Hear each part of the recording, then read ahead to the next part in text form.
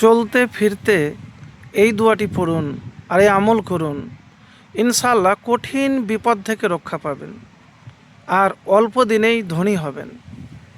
প্রিয় ভাই, আমরা চলাতে ফেরাতে বা কোনো ব্যবসা বিজনেসে হঠাৎ করে বিপদে পড়ে যাই। তো আমি হঠাৎ বিপদ থেকে বাঁচার জন্য, রক্ষা পাওয়ার জন্য একটি দুয়ার কথা বলবো। এই দুয়াটি সকালবেলায় অবশ্যই পড়ে নেবেন।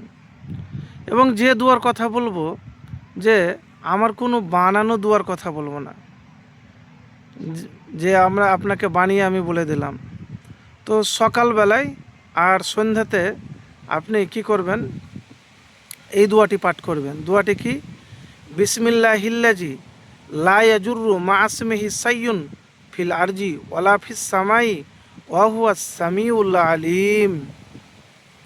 হাদিস অনুযায়ী যে ব্যক্তি সকালে সন্ধ্যায় 3 বার এই দোয়া পাঠ করে তাকে কোনো কিছুই ক্ষতি করতে পারে না।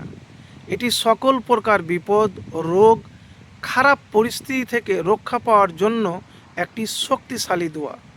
তো এই দোয়া আপনি মিস করবেন না, দোয়াটি মিস করবেন না।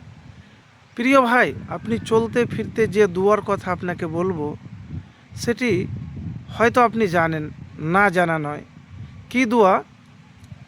রব্বানা আতিনা ফিদ দুনিয়া হাসানাতাও ওয়া ফিল আখিরাতি হাসানাতাও ওয়া কিনা আযাবান্নার।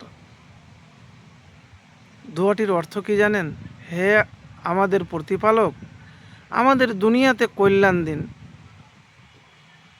যা ভালো স্ত্রী, সন্তান, সম্পদ, স্বাস্থ্য, জ্ঞান ইত্যাদি হতে পারে। ওয়াফিল আখিরাতি হাসানা, এবং পরকালে কল্যাণ দিন, জান্নাত, ক্ষমা ও আল্লাহর সন্তুষ্টি।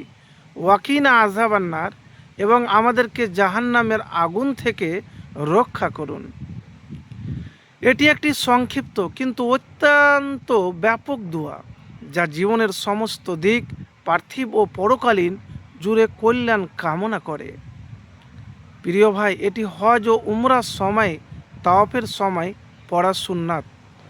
এটি একটি গুরুত্বপূর্ণ দোয়া যা মুসলিমরা নিয়মিত পাঠ করে, মুমিনেরা। এবং নবীজি সাল্লাল্লাহু আলাইহি সাল্লাম এই দোয়া বেশি করে পাঠ করতেন।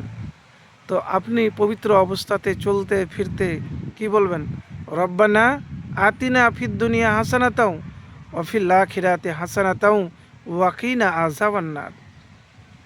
হে আমাদের প্রতিপালক, আমাদেরকে দুনিয়াতে কল্যাণ দিন এবং আখিরাতেও কল্যাণ দিন, এবং আমাদেরকে জাহান্নামের আগুন থেকে রক্ষা করুন। এটি সূরা আল বাকারার একটি অংশ, আয়াত এবং দোয়া 201 নম্বর আয়াত। তো প্রিয় ভাই, কল্যাণ মানে শুধু খালি টাকা পয়সা নয়। তো যারা হয়তো কাজ করেন, কাজ করার সময়তে আপনি পাঠ করতে পারেন। নামাজের পর, ফরজ নামাজের পর একবার হলেও এই দোয়া পাঠ করবেন। এখন দেখেন, ধনী হওয়ার আপনাকে যে মূল মন্ত্র, সেটি হলো পরিশ্রম করতে হবে, আল্লাহর কাছে সাহায্য প্রার্থনা করতে হবে। যদি আপনার দোয়া কবুল হয়, ফলাফল পাবেন।